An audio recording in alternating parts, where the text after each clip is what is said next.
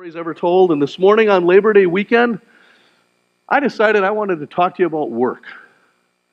When most, kind of laughing at like, well, we're trying to get a break from work, right? Many of you are off of work. Maybe you have the day off tomorrow, or maybe your schedule's changed and you just want that extra day and you're thinking, why in the world does Pastor want to talk about work, right?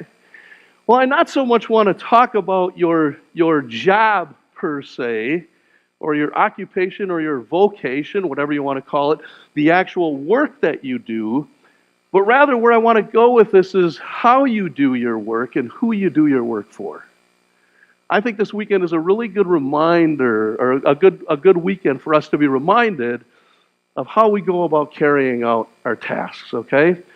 And I think it's biblical because right from the very beginning, if you look in Genesis, when God created the man and the woman, He created them He gave them gifts, didn't He? And He created them to be the caretakers of the earth. Adam and Eve were to take care of God's creation, weren't they? They had a responsibility right from the very beginning of time. He didn't just create them and say, just enjoy the garden, Adam and Eve, right?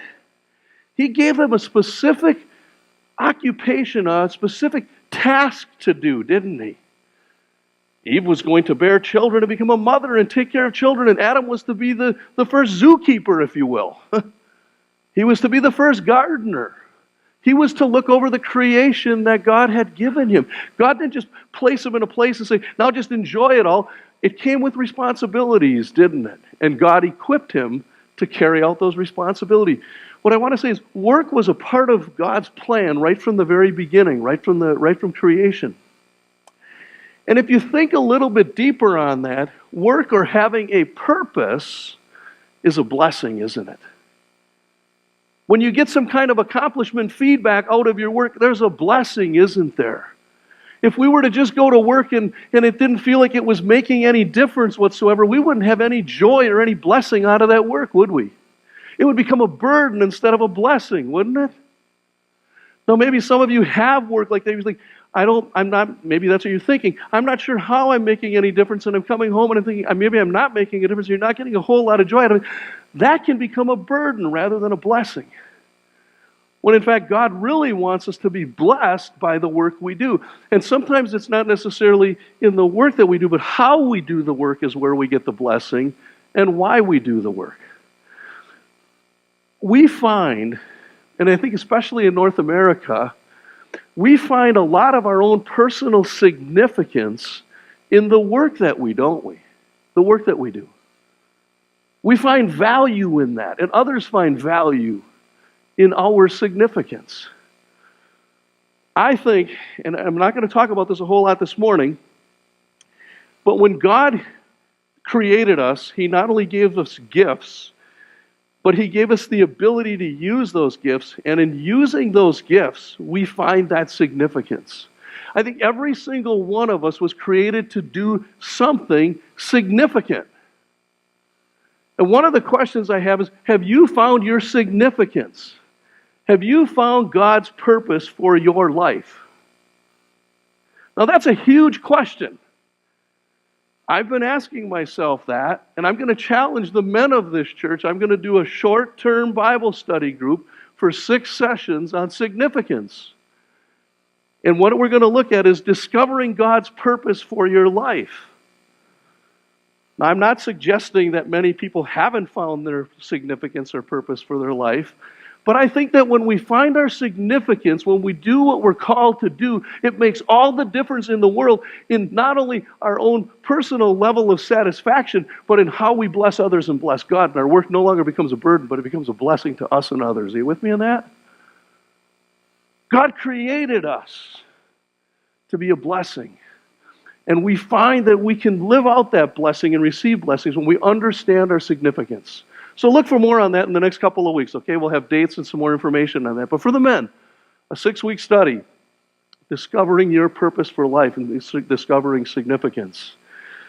This morning, I want to look at 2 Timothy. And for those of you who know me, you know I love Paul's letters. I love the Apostle Paul. Apostle Paul in his letter to 2 Timothy 2, verses 14 through 21. And you just work with me on this text this morning, but Paul writes Timothy this letter. And he tells Timothy, This is how you're supposed to go about your work. Now, Timothy is a young pastor to the church in Ephesus, right? And as a young pastor starting out, I guess I'm beyond that day. I'm not young anymore. But I still, in many ways, know that I have a lot to learn because I haven't been a pastor for that terribly long. But when I look at this letter, I think that it not only speaks to pastors, so I want you to work with me on this morning, because I think it speaks to all of us. And I think it speaks to us whether you're 8 years old or 80 years old. If God has given us gifts and God wants us to use those gifts by way of our work, then listen to what Paul says in this letter to Timothy. What I also like in this letter is that I think that, like I said, whether we're 8 or whether we're 80, the youngest of the kids can pull something out of here this morning. So I'm glad that even our youngest kids can listen to this morning. Look at how Timothy, there's so much I want to get out here this morning, okay? My mind's going 100 miles an hour, what I want to share with you on word. Let's look at the text, okay? 2 Timothy 2:14 through 21. The first thing Paul says in chapter 14, or verse 14 of chapter 2, he says, remind everyone. Now, if you're a young pastor in the church and you're living in the city of Ephesus, and the Apostle Paul writes you a letter as a pastor, and he says, remind everyone, there's something significant to that, isn't there? He didn't say, I want you to tell some of the people this message. No, he says, remind everyone. Tell everyone. Give everybody this message because it's important. Well, who is the church in Ephesus? Who is Timothy ministering to? To Christians, right? These are the new believers. This is part of the first church. Ephesus is a pretty corrupt city. It's a big city. It's a seaport town. There's a lot going on. Maybe kind of like our modern day New York, if you will. With the sea, it's kind of the gateway for the region. There's a lot going on. There's people who are believers, people who aren't believers. What's happening here is there's arguments among the Christians about their faith and about their beliefs. And what it's doing is it's getting in the way of how they're doing their work. You see why I said there's a lot going on here? And Paul writes Timothy, this young pastor, and he says, Timothy, I want you to remind the people of what's important, because the people are getting caught up in all the little details. They're talking and they're arguing and they're not in agreement. As Christians, they should be the model to the world. They should be the model to the people of Ephesus. And he says, so I want some of this stuff to stop, he says, and I want you to go and to remind the people of how they're supposed to conduct themselves. And then he gets specific and says, this is what their work should look like. Paul says, this is what your work should look like, Timothy. But honestly, if Timothy is a follower of Christ, if Timothy is God's messenger to the people in Ephesus, that's not a whole lot different than us, is it? We're the priesthood of believers. We're the people who bring the message to the people around us. Do you see where I say I find ourselves in that text? Whether you're 8 or 80, you don't have to be a pastor. You just have to be a follower of Christ. If you're a follower of Christ, this is what it means to be an approved worker. This is how you're supposed to carry out your work. 2 Timothy 2:14. Remind everyone about these things and command them in God's presence to stop fighting over words. Such arguments are useless, and they can ruin those who hear them. Then I like how the New Living Translation puts this caption above verse 15. It says, an approved worker. In verse 15 it says, work hard. Work hard so you can present yourself to God and receive His approval. Be a good worker, one who does not need to be ashamed and who correctly explains the word of truth. Avoid worthless, foolish talk that only leads to more godless behavior. This kind of talk spreads like cancer, as in the case of Hymenaeus and Philetus. They have left the path of truth, claiming that the resurrection of the dead has already occurred. In this way, they have turned some people away from their faith. But God's truth stands firm like a foundational stone with this inscription: the Lord knows those who are His, and all who belong to the Lord must turn away from evil. In a wealthy home, some utensils are made of gold and silver, and some are made of wood and clay. The expensive utensils are used for special occasions, and the cheap ones are for everyday use. If you keep yourself pure, you will be a special utensil for honorable use. Your life will be clean, and you will be ready for the Master to use you for every good work. There's a lot there, but let me break some things down. It's a rich text. If you look at verse 15, there's a couple key words that I've had underlined. They're bolded. It says, work hard. Work hard. Well, to be an approved worker of God, God wants us to work hard. He wants to use those gifts, to use those skills, to use what He's given us. It says, work hard so you can present yourself to God for His approval. Be a good worker. If you look at this in the Greek, the word is spoudazo. Remember that one, spoudazo. When you want somebody to work hard, go and say to them, spoudazo. They're going to look at you like, where'd you come from? Impress them with the Greek word this morning. Spoudazo. You know what spoudazo really means? It means be diligent or eager. How many of you are really eager to go back to work Tuesday morning? Huh? I can't wait to go on Tuesday morning and hit the ground running. Spoudazo. That's what it's saying. Be eager. Well, what does that really mean? Whether you're 8 or 80, show up on time. Be ready with a smile. Be attentive. Be fully present. Have the cup of coffee before you punch in. You see what I'm saying? Sense of being eager about your work because God's called you to that work. He's given you a purpose. Be humble when you go to work. That can be difficult. I think the older we get, the less we like change, the more resistant we are to change. And we live in a world that demands so much change, don't we? So much learning. I've had AOL.com forever. Somebody told me I'm the last person on AOL. Okay? No, somebody, thank you. I'm not alone. A couple of weeks ago, some stuff that from the denomination, and you got to have a Gmail account. And it's like, I now have a Gmail account. Okay? Now to get the two, I'm just kind of not resistant, but I don't like, be humble and teachable. Go with it. You're not going to change some things, are we? We can't always change things, but things often change us. I look at that, and I say, be teachable, be ready to learn, and be eager to serve. I think when Paul tells Timothy to remind the people, it's not just because it's not about us, and it's not just that other people are watching, but it's because God is watching.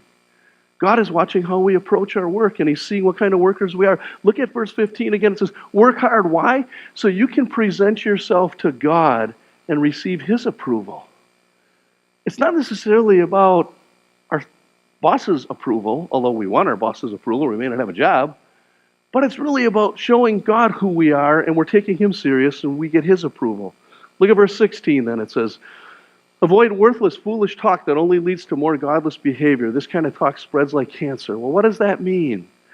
Again, whether you're 8 or 80, whether you're standing in the hallway outside of a classroom as a young person, or whether you're a worker at coffee break, it means don't just stand around talking and gossiping and complaining. It means don't nitpick or grumble with others about the boss or what's not right. We kind of love to get sucked into those conversations sometimes, don't we? When things just aren't going right, oh yeah, I agree, it's not working right, we got to change this, right? And all of a sudden we get in this crowd that is just grumbling and complaining about everything. You know what that does? It just gets us down, doesn't it? It takes the joy, it just kind of sucks the joy right out of our work when we get into those kind of circles. That's when work no longer becomes a blessing, it becomes a burden. And we become a burden to others. Honestly, when I look at Facebook sometimes, if I can just be really honest, I'm like, quit complaining. Quit whining and moping about how bad everything is. Now, some of you are wondering, what post did he see? Okay, I'm going to be careful who I look at, right? You know what I'm saying. Nobody likes drama. Maybe some people do. They thrive on it. I don't. Part of me, there's the part of me that's the compassionate pastors, and the other part of me that says, just deal with it. Huh? Get over it. And get on with it. How do I really feel? You know what I'm saying. People don't like that in the workplace. Verse 17 says, this kind of talk spreads like cancer. It does, doesn't it? We've all seen how we say something and it turns into a rumor, and next thing you know, everything, right? Don't let anything keep you from doing your work in service to God. Don't let the gossip, don't let the water cooler talk, the break room talk stop you from doing what God calls you to, or drag you down thinking it's not meaningful or there's value in it. Verse 19. I'm going to walk through this verse by verse here. It says, the Lord knows those who are His, and all who belong to the Lord must turn away from evil. What it's saying is there's no room for that kind of stuff in the workplace with God's people. And then I like verses 20 through 21. Look at those with me for a minute. There's an analogy there. I sort of get a picture of a group of employees, if you will, or even a group of students or group of teachers, wherever. We work in groups, don't we? We work in community. We work together, right? So we have these groups. There's kind of this analogy here where Paul compares people as utensils. Tools is what I want to call them. You know, honestly, God's got, I heard this message years ago at the conference grounds. I don't remember who the pastor was that said it, but he talked about God's toolbox. Guys are thinking, okay, DeWalt, man, right? God's toolbox. We are the tools. We are God's tools. Did you ever think about that? What's in God's toolbox, right? So you have this assembly or this collection of tools. This picture here talks about dishes and utensils in a wealthy person's home, okay? It says, in a wealthy home, some utensils are made of gold and silver. Some are made of wood and clay. And then he differentiates the utensils, the tools. Now just think in terms of people. It says the expensive utensils are used for special occasions and the cheap ones for everyday use. Following verse 21. If you keep yourself pure, you will be a special utensil for honorable use. You see the difference between the two that he's talking about? There are those who just simply go to work, and then there are those who go to work. He's saying, do your work in a special way, so that you are a special tool, so that God can use you. Peterson in the Message paraphrases it this way. He says, be the kind of person Christ could use for His noblest purposes. Don't settle for less than God's highest and best. Allow God to use you as an instrument, or I've inserted in there a tool, in His will. Be the kind of person Christ could use for His purposes. Don't settle for less than God's highest or best. Allow God to use you as an instrument, a tool in His will. It amazes me how God speaks sometimes. I knew I was going to have a difficult week this week, some challenging pastoral care situations. There's the holiday weekend. There's some family commitments. And then yesterday, I was at a funeral for over 4 hours. Long funeral, a celebration of life for the wife of somebody who had been a mentor to me for many, many years in ministry, really since day one.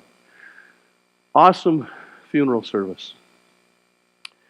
Earlier in the week, I thought, Randy, you got to plan, work hard. You got to plan so you can get through this week. So I had my message done by Wednesday.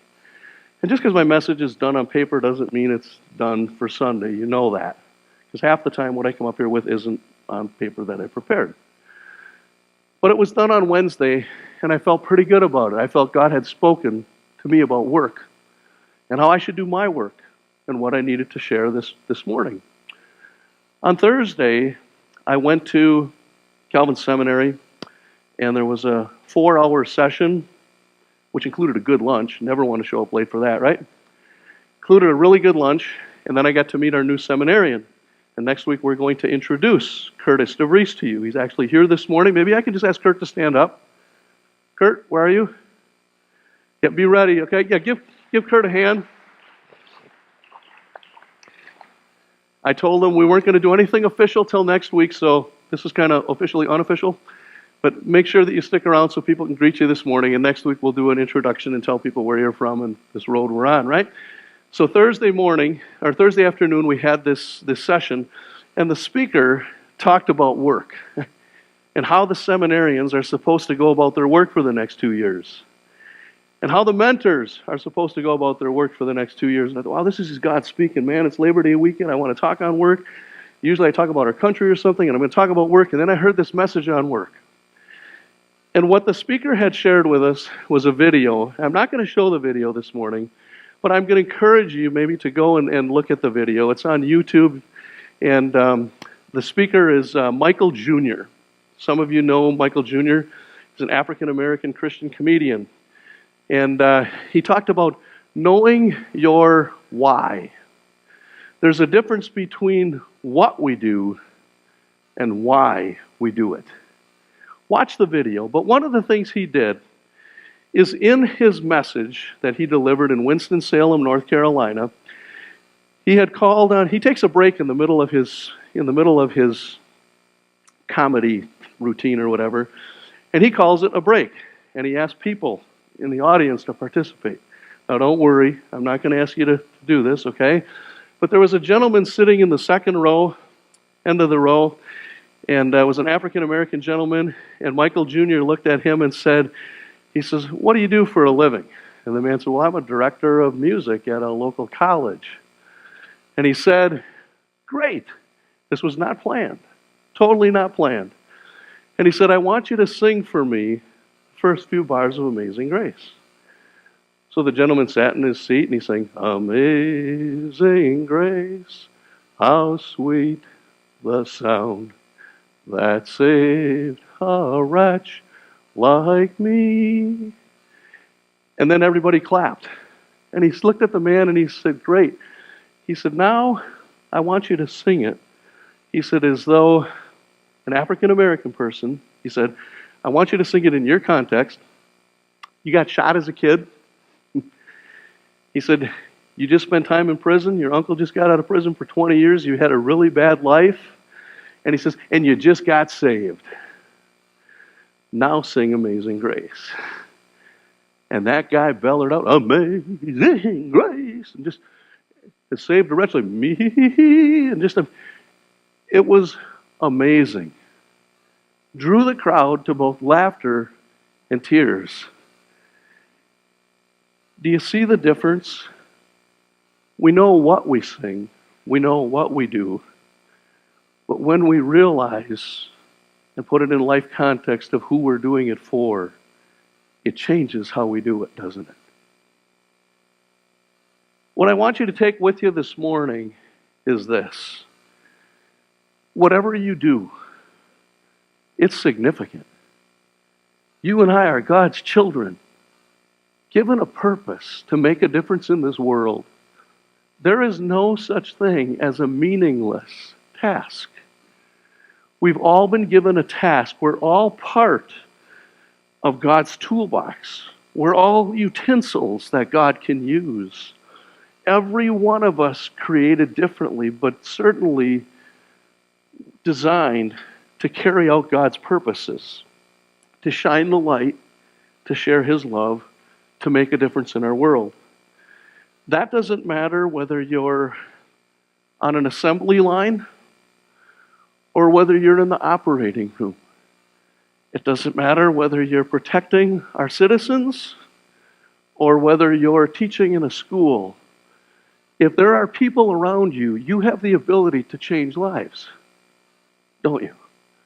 Don't ever take your role with the gifts God's given you for granted.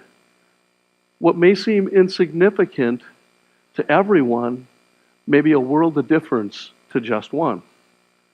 Whatever work God has given you, don't so much look at your work, but look at the what.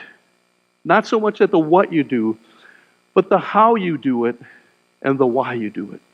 You with me? Don't so much look at what you do, but look at how you do it. Look at why you do it. Look at who you do it for. Let me just close with this verse because I think it capsulizes or captures everything that this is about this morning. And it's the last verse in the text. It says, "Be ready for the master to use you." Be ready for the Master to use you for every good work. That's your challenge. Amen? Let's pray.